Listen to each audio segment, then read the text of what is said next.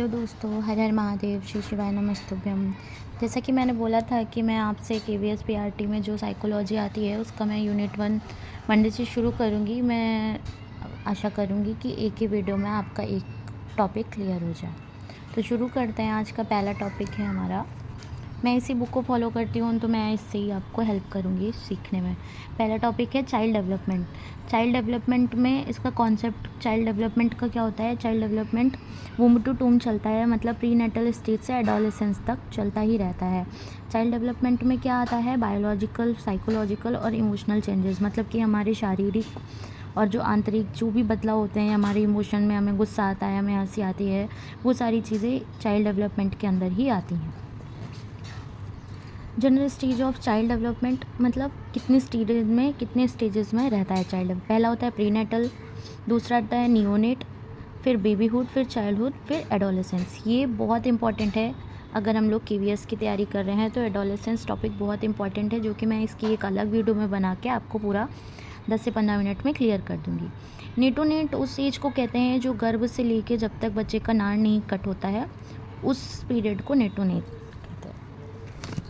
अब बाल विकास से संबंधित कुछ परिभाषाएं हैं, डेफिनेशंस हैं, जिसमें से फेमस है क्रो एंड क्रो की, कि बाल मनोविज्ञान मनोवैज्ञानिक अध्ययन है जो कि व्यक्ति के विकास का अध्ययन गर्भाकाल के प्रारंभ से लेकर किशोरावस्था तक ही रहता है। इनका कहना है कि जो डेवलपमेंट है वो कॉन्सेप्शन टू एडोलेसेंस तक ही रहता है। ठीक है, क्रो एंड क्रो ऐसा ही बोलते हैं। सेकेंड है पेस्टोलॉजी। पेस्टोलॉजी भी हमारे एक साइकोलॉजिस्ट थे, इन्होंने 18वीं शताब्दी में सबसे पहले मनोवैज्ञानिक तरीके को पेश किया था।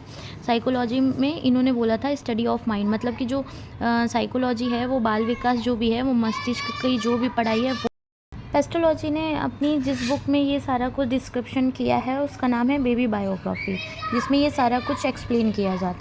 पेस्टोलॉजी ने एक मोस्ट इंपॉर्टेंट रूल दिया है 3H का, जिसमें वो बोलते हैं learning by head, hand and heart. ये 3H है, हेड, हैंड और हार्ट, मतलब कि जो बच्चा होता है वो दिल, दिमाग और हाथों पैरों से सीखता है। अब डेवलपमेंट एंड ग्रोथ में कैसे डिफ्रेंशिएट करेंगे। डेवलपमेंट के अंदर ग्रोथ, मैच्योरिटी एंड लर्निंग तीनों चीज़ें आती हैं। जैसे मेंटल, कॉग्निटिव, जितने भी एस्पेक्ट होते हैं ना हमारे, physical, mental, emotional, intellectual, maturity, ये सारी चीज़ें डेवलपमेंट के अंदर आती है। पर ग्रोथ के अंदर सिर्फ हमारे फिजिकली चेंजेस आते हैं, जैसे कि वेट है, साइज़ है, जिनको हम मेज़र कर सकते हैं। फिजिकल चेंजेस जो होते हैं वो ग्रोथ के अंडर में आते हैं। देखिए, नेक्स्ट में हम सीखेंगे कि मेजर काइंड्स ऑफ डेवलपमेंट, जितने एस्पेक्ट होते हैं उनमें क्या क्या चेंजमेंट आते हैं, वो सारा, जैसे PCSE, फिजिकल, कॉग्निटिव, सोशल और इमोशनल। तो पहले हम लोग ये पढ़ेंगे फिजिकल डेवलपमेंट। फिजिकल डेवलपमेंट में क्या होता है, ग्रॉस मोटर स्किल्स होती हैं और फाइन मोटर स्किल्स होती हैं। जैसे कि वॉकिंग होती है, स्क्रॉलिंग होती है, वो ग्रॉस होती है। और फाइन मोटर स्किल मतलब कि जैसे कूँ काँ करना होता है, बच्चे जो है वो टॉय को पकड़ने के लिए इधर उधर भागता है, वो सारी चीज़ें फाइन मोटर स्किल में होती है। फिजिकल में ये देखिए लिखा हुआ है बिग स्मॉल। ग्रॉस मोटर मतलब बिग चीज़ें, फाइन मोटर मतलब स्मॉल। ग्रॉस बिग चीज़ें कैसे, जैसे कि लार्जर मूवमेंट होंगे, हाथ से पैर से भागना दौड़ना। फाइन मोटर में जैसे छोटी छोटी मसल्स इंप्रूवमेंट होंगे, ऐसे मुट्ठी बांधना या कुछ और मसल्स के द्वारा जो भी किया जाता है वो सारा चीज़। देखिए, नेक्स्ट आता है कॉग्निटिव डेवलपमेंट, संज्ञानात्मक विकास। ये बहुत इंपॉर्टेंट होता है। इसमें मानसिकता की बहुत ज़्यादा ज़रूरत होती है। इसको मेंटल स्किल या इंटेलेक्चुअल स्किल भी बोलते हैं। कॉग्निशन मतलब कि जानने की इच्छा होती है, कि बच्चा क्यूरियस होता है कि अरे ये चीज़ कैसे हुई है। जैसे बचपन में बच्चे ना खिलौने तोड़ने की कोशिश करते हैं, स्प्रिंग वाला पेन दे दो, वो तोड़ेंगे, जोड़ेंगे। वो सारी चीज़ें कॉग्निटिव डेवलपमेंट की वजह से होती हैं। कॉग्निशन से कौन कौन सी चीज़ें इन्वॉल्व होती हैं वो भी बता दें। जैसे कॉग्निटिव डेवलपमेंट में कॉग्निशन के अंडर में thinking, reasoning, planning, decision making, problem solving, language. ये बच्चे कॉग्निटिव डेवलपमेंट में एक मोस्ट इंपॉर्टेंट चीज़ रह गई थी LAD, लैंग्वेज एक्विजिशन डिवाइस। ये जो कि नॉम चॉम्स्की ने दिया है। इन्होंने बताया था left brain, right brain. Right brain creativity के लिए होता है और लेफ्ट ब्रेन लॉजिकल के लिए रहता है। नेक्स्ट आ जाते हैं सोशल डेवलपमेंट के लिए, the process of gaining knowledge, interacting successfully, cooperative और कोलैबोरेटिव। इसमें क्या रहता है, जितने लोगों से हम मिलेंगे, जिस तरीके से बात करेंगे, जो समाज में हमारे आसपास, परिवार में, स्कूल में लोग हैं, उनसे जितना इंटरैक्ट करेंगे वो सामाजिक डेवलपमेंट हमारा, मतलब सोशल डेवलपमेंट होता है।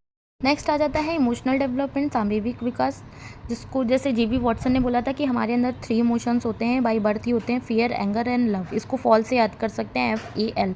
बच्चा रोता भी है, गुस्सा भी करता है और प्यार से अपनी माँ को देखता भी है। तो ये सारी चीज़ें JB वॉटसन बोलते हैं कि बच्चे में गर्भावस्था के दौरान ही रहती है।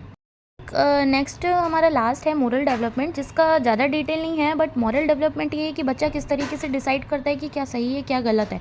जिस आधार पे वो ये डिसाइड करता है कि क्या सही है क्या गलत है, जिस नैतिकता के लिए वो ये समझता है, उसको मोरल डेवलपमेंट बोलते हैं। लास्ट में एक सबसे इम्पॉर्टेंट चीज़ हम लोगों को देखनी है, डेवलपमेंट और ग्रोथ में क्या डिफरेंसेस होते हैं, क्योंकि ये हमारे लिए जानना बहुत ज़रूरी है। ग्रोथ और डेवलपमेंट में क्या डिफरेंसेस है। ग्रोथ क्वांटिटेटिव और मीजरेबल होती है, मतलब वो उसको गिन सकते हैं, उसको नाप सकते हैं।